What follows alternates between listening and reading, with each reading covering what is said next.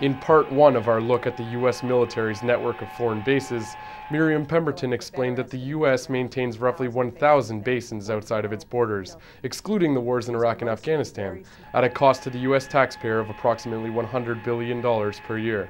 For a better understanding of these bases and the roles they play, the REALnews dug into one such location in South Korea, a country that 25,000 U.S. troops call home.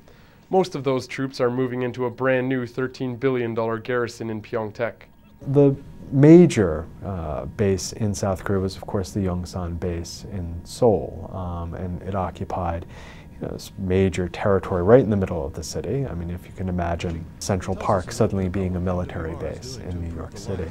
And it was also the location of a former Japanese military base, which, of course, the Japanese were occupiers of Korea in the first part of the 20th century. So this continuity was not always appreciated by Koreans. This relocation encountered considerable resistance from the inhabitants of Pyeongtaek. It was basically rammed down their throat by both the United States and the South Korean government. They resisted. They did a pretty good job of resisting, but it was very difficult to do so. They got a lot of media attention. Again, they got international support, but they were up against some pretty substantial firepower from the United States and the South Korean government. They had a number of arguments. They argued specifically for the environmental and social costs associated with a military base in South Korea. So traditionally in South Korea, there have been prostitution, enormous amount of prostitution around the military bases. There's the cost of the crimes that are committed by U.S. soldiers, and in Korea those have included murder, rape, theft. There are the environmental costs, and some of those environmental costs are very obvious. I mean, there's noise pollution from all of these very, very loud jets. There's the mistakes that jets make when they're going on bombing runs, and the bombs fall in the wrong places. There's the environmental costs of all the trash and all the chemicals that are produced on a military base. They also made a larger argument that these bases cost the South Korean government. The South Korean government is providing 90% of the $13 billion for the base.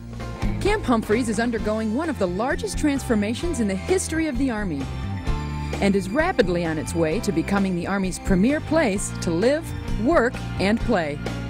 It is clear from their financial commitment that the South Korean administration wants the U.S. there. But what do the South Korean people think about this?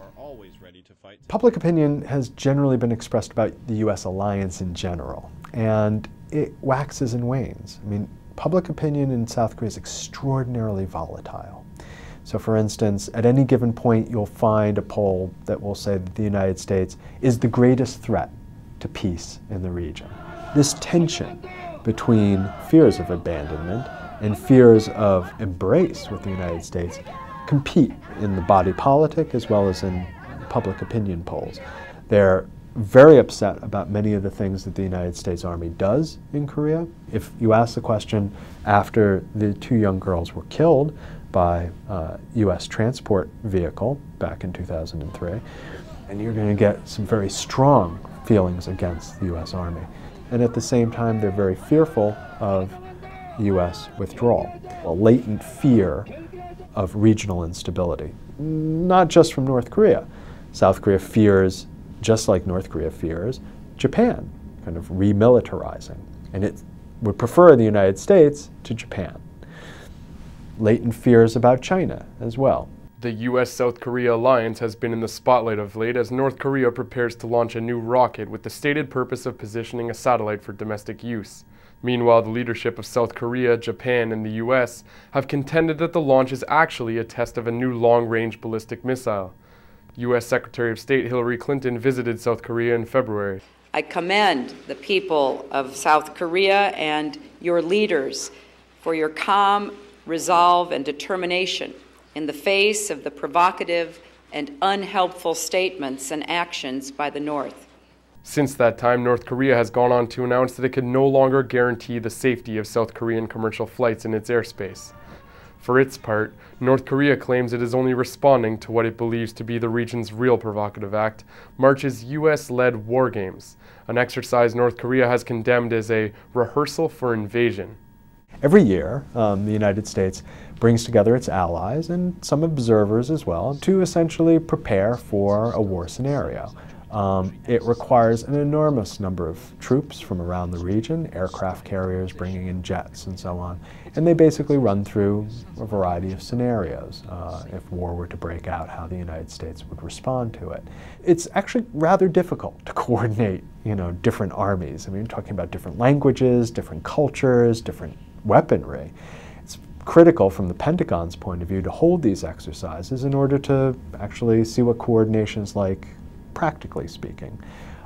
Also to see what the interoperability of these systems are.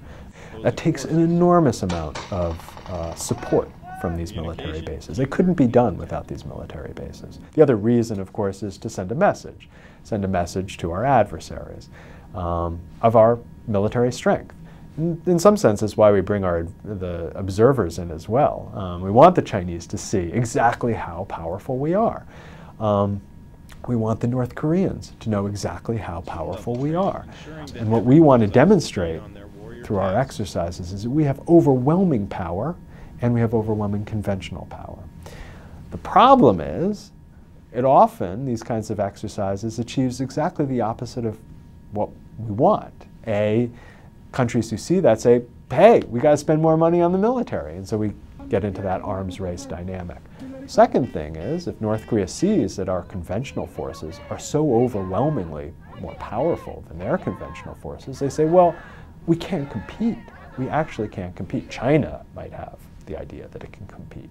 North Korea can. So it says, okay, that just reinforces our desire to get a nuclear deterrent and to keep a nuclear deterrent.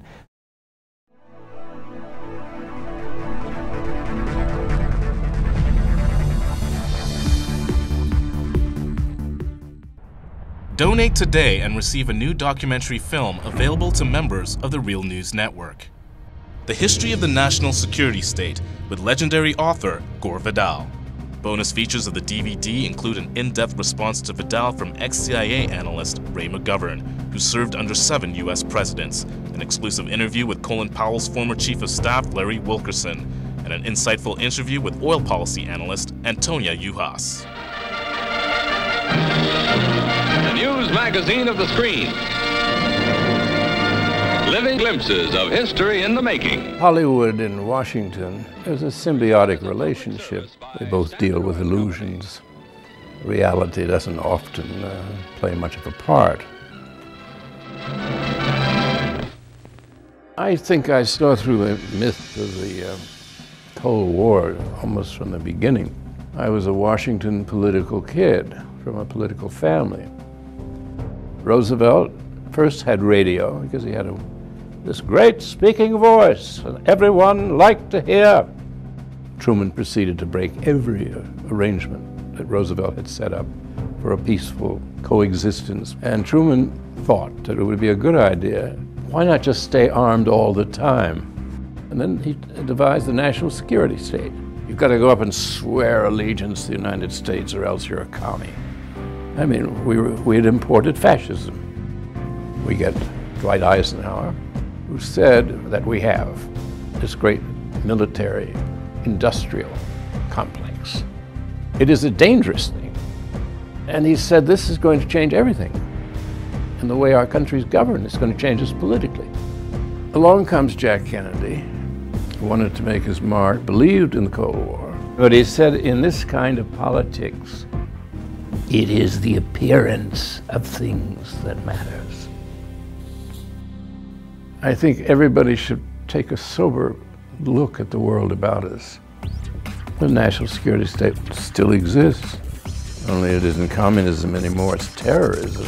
This is the most serious thing that has happened in the history of the United States. Knowledge is power. We need an honest news system. We need the real news.